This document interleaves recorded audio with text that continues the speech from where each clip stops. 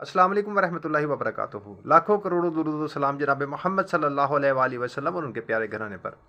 मैंने ना अक्सर कई मुबल्लिगीन को और उलमा को और मौलवी हज़रात को ये कहते हुए सुना है कि वो अवामुन नास को कह रहे होते हैं, आप अल्लाह के रास्ते पर आ जाएँ, आपकी तमाम मुश्किलात आसान हो जाएंगी।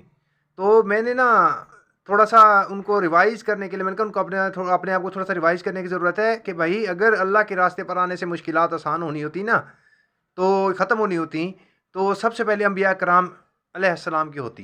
ठीक है, तो इसमें तो मैं हमारे नबी सल्लल्लाहु अलैहि वसल्लम की हदीस है हमारे पास के जिसमें वो कह रहे हैं कि दुनिया में सबसे ज़्यादा मुश्किलात अल्लाह पाक अपने उन्हें देता है जो उन्हें सबसे ज़्यादा प्यारे होते हैं, यानी कि अम्बिया कराम अलैहिस्सलाम। उसके बाद उन्हें उनके बाद प्यारे होते हैं। तो भाई मुश्किलात तो मोमिन के लिए कुरान पाक में बार बार कहा गया है कि हम तुम्हें ज़रूर आजमाएंगे, भूख से, थोड़ी सी भूख से, थोड़े से खौफ से, थोड़ी सी जान के खौफ से, माल के खौफ से, और फिर देखेंगे कि तुम में से कौन नेक अमाल करता है। तो आजमाइश तो शर्त है। ठीक है, आजमाइश तो शर्त है। एक और जगह आयत है, उसका मफहूम है क्या लोग सिर्फ इस बात पर छोड़ दिए जाएंगे कि वो ईमान ले आए, हमने इनसे पहलों को भी आजमाया था और हम इनको भी आजमाएंगे।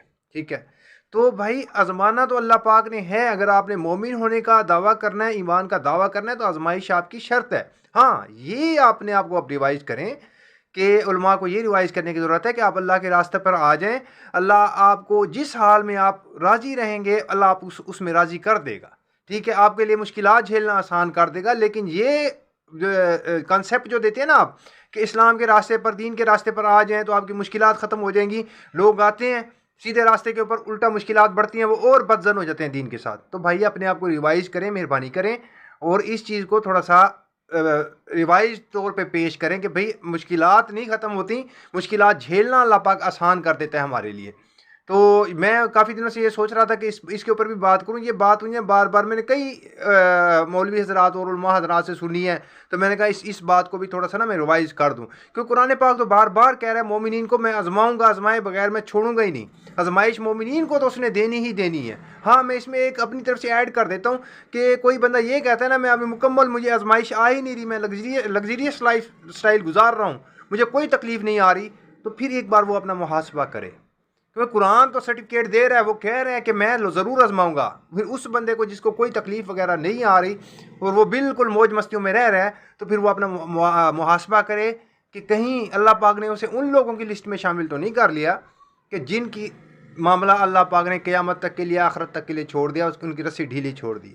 ठीक है, क्योंकि मोमिन के लिए तो आजमाइश अल्लाह पाक ने शर्त रख दिया। वो कुरान पाक की आयात इस पर एक नहीं मुतअद्दिद आयात जो हैं इसके ऊपर गवाह हैं।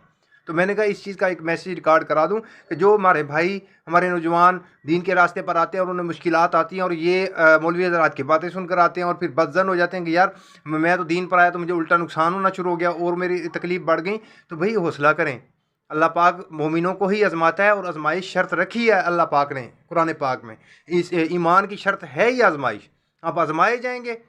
और जो आजमाइश होती है वो बुरे बंदे के लिए जो होती है, जो गुनाहगार के लिए होती है, वो उसके गुनाहों के झड़ने का सबब बन जाती है, और जो नेक आदमी होता है उसके दर्जात की बुलंदी का सबब बन जाती है। तो आजमाइश अल्लाह पाक ने ज़रूर करनी है, आपकी ज़रूर करनी है, कुरान इस चीज़ पर गवाह है। ठीक है, तो ये मेहरबानी करें उलमा हज़रात, मौलवी हज़रात, जो ये बार बार इस चीज़ को करके और फिर बंदा जो दीन की तरफ आता है फिर उससे बदजन हो जाता है, जब उसके ऊपर मुश्किल आना शुरू होती हैं, वो अपने आप को रिवाइज़ करें। ठीक है, तो ये मेरा आज का पैगाम था। फ़ी अमानिल्लाह, अपना ख्याल रखिएगा।